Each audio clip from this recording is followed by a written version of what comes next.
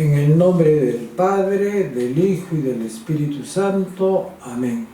Queridos hermanos, hoy día 28 de julio, fiesta un año más de la independencia del Perú. Hace muchos años atrás, en 1998, fui invitado para el acto cívico que realizaba la Municipalidad de Los Olivos, entonces alcalde doctor Felipe Castillo Alfaro, para que participe de esta celebración, y en la cual dije las siguientes palabras a la hora de dar la bendición a todos los presentes. Cuando el general don José de San Martín declaró nuestra independencia, todos recordamos que dijo lo siguiente: el Perú es de este momento libre e independiente, por la voluntad general de los pueblos y por la justicia de su causa que Dios defiende. En las palabras que el general José de San Martín dijo entonces, hace dos referencias que son las que me interesa reflexionar esta mañana. Primero, por la voluntad general de los pueblos, y segundo, por la justicia de su causa que Dios defiende.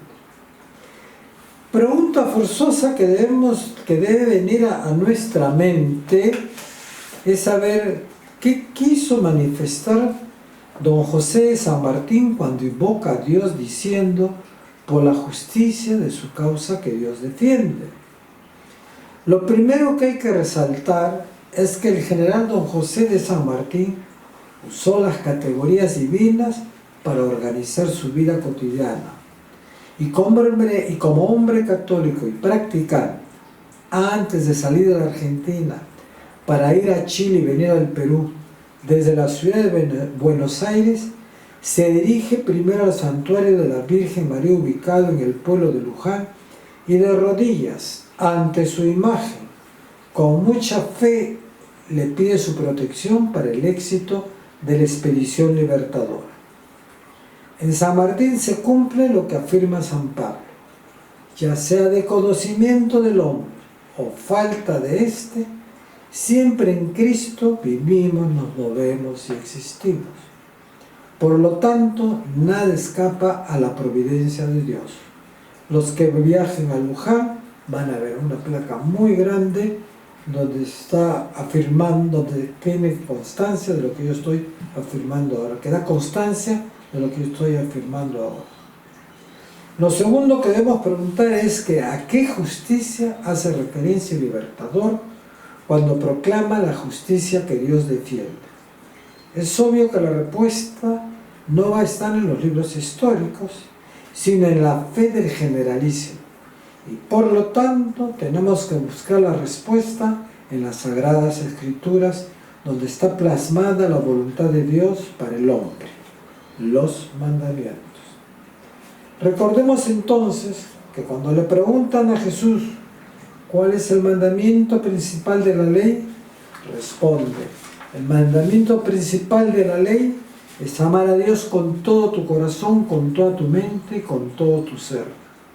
Y además agrega: el segundo mandamiento que hay es semejante al primero, amar al prójimo como yo los he amado. Por lo tanto, la verdadera justicia, libre de toda pasión humana, se da en este binomio inseparable de amar a Dios y de amar al prójimo. Ahora, la pregunta que se nos viene es la siguiente: ¿cuál es el prójimo en el Perú? En la Declaración de Independencia, don José de San Martín lo define de la siguiente manera: por la voluntad general de los pueblos. Ahora tenemos que averiguar quiénes conforman los pueblos que menciona San Martín, a quienes las futuras autoridades, en su función de gobernar, deben cumplir el mandamiento de Dios de amarlos. Las personas que fueron nuestra nación somos un crisol de mestizaje. Voy a poner a mi persona, por ejemplo.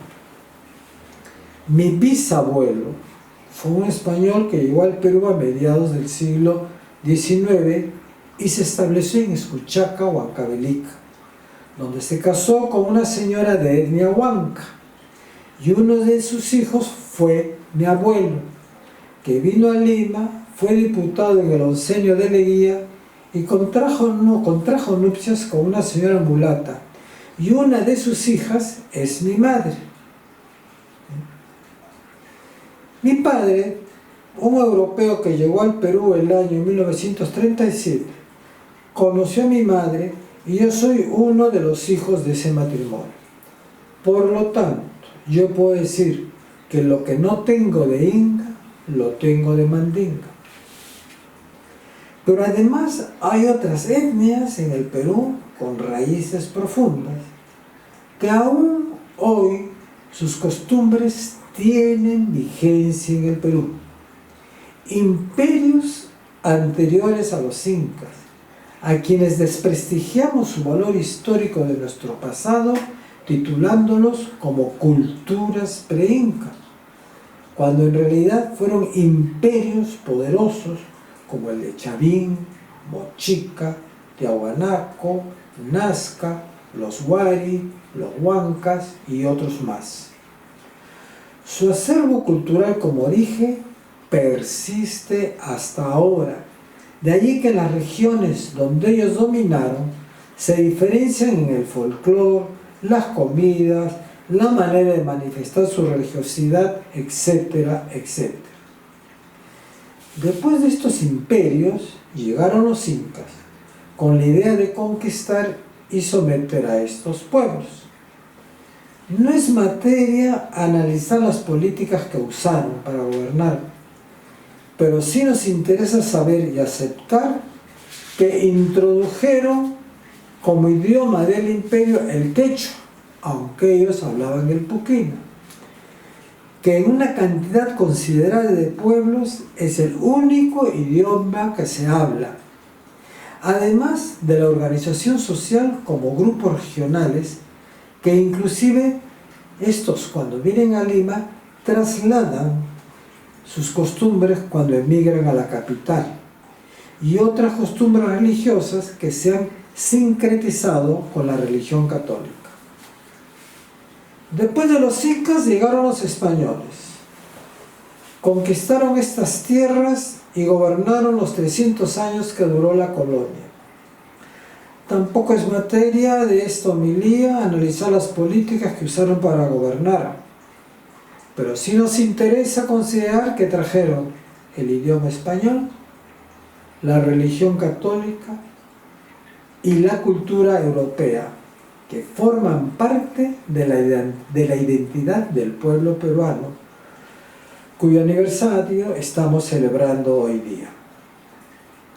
Por lo tanto, el prójimo a quien las autoridades tienen que gobernar, que en las palabras del general don José de San Martín son por la voluntad general de los pueblos, este prójimo es una diversidad contrastante, que en muchos casos están en oposición, a los cuales, respetando su propia idiosincrasia, hay que suscitar el sentimiento que en la unidad somos una sola nación, el Perú. Esta es la gran tarea de las personas a quienes Dios les ha permitido ser autoridades y de la cual el día que el Señor llame a ellos a su presencia tendrán que rendir cuenta, la cual determinará su futuro en la eternidad. Las autoridades tendrán que rendir cuenta de la manera, considerando todo lo expuesto, cómo gobernaron a esta gran nación, el Perú, amando y respetando al prójimo como Jesús nos ha amado. Para terminar, recordemos que cuando Jesús hizo un milagro en sábado y los fariseos lo criticaron porque el sábado es día de descanso y está prohibido hacer cualquier actividad humana, Jesús les contestó: ustedes son unos necios, porque el sábado se ha hecho para servir al hombre y no el hombre para servir al sábado. Transcribiéndolo al momento actual, las palabras de Jesús a las autoridades serían las siguientes: recuerden el encargo que les he dado para gobernar a mi pueblo. Tienen que tener muy presente que la ley se ha hecho para servir al hombre y no el hombre para servir a la ley.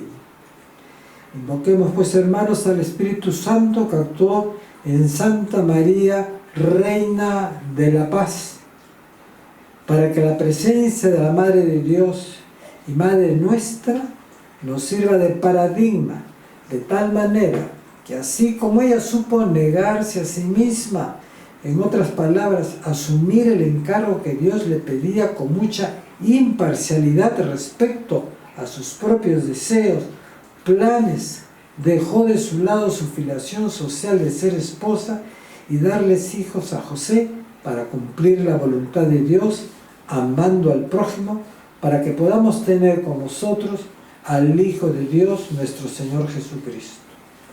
Que este ejemplo sirva a nuestros gobernantes, para que despojándose de sus convicciones e intereses muy dignos de todo ser humano, gobiernen para el bien común, amando al pueblo peruano tan diverso en su configuración, pero que necesita ser respetado y sentirse amado en su patria. Viva el Perú, feliz 28 de julio.